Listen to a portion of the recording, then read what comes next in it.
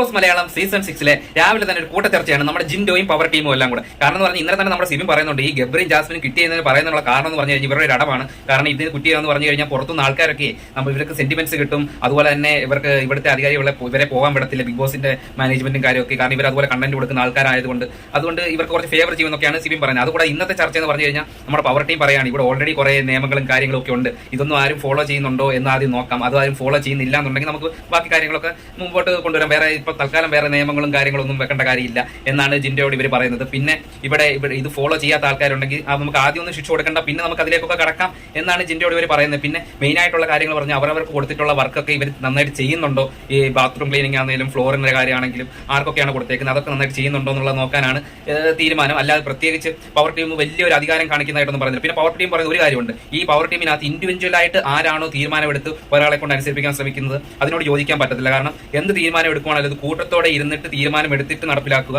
അല്ലെ ഇൻഡിവിജ്വൽ ആയിട്ട് ചെയ്യുവാണെങ്കിൽ അതിൽ പവർ ടീമിന് ഒരു സംബന്ധവും ഇല്ല, ഒരു കാര്യവും അതിൽ ഇടപെടാൻ പറ്റത്തില്ല എന്നാണ് പറയുന്നത്. സ്വന്തമായിട്ട് എല്ലാവരും കൂട്ടത്തിൽ എടുക്കുന്ന തീരുമാനം മാത്രമേ നടപ്പിലാക്കാൻ പറ്റുള്ളൂ എന്ന് പറയുന്നുണ്ട്. അതൊരു നല്ല കാര്യമായിട്ട് എനിക്ക് തോന്നുന്നുണ്ട്. കാരണം അതിലെല്ലാം ജിൻഡോയും പറയുന്നുണ്ട്, എനിക്ക് നിങ്ങൾ പറഞ്ഞ എല്ലാം അംഗീകരിക്കുന്നുണ്ട്. കാരണം അവർ പറയുന്നത് ക്യാപ്റ്റന് റെസ്പെക്ട് കൊടുക്കണം എല്ലാവരും, അതും പവർ ടീം പറയുന്നുണ്ട് കൃത്യമായിട്ട്. എന്തായാലും നല്ലൊരു തീരുമാനമായിട്ടേ കണക്കാക്കാൻ പറ്റത്തുള്ളൂ. ജിൻഡോ അതിന് നല്ല രീതിയിൽ ക്യാപ്റ്റനായിട്ട് മുമ്പോട്ട് പോട്ടെ എന്ന് ഞാനും ആഗ്രഹിക്കുന്നു.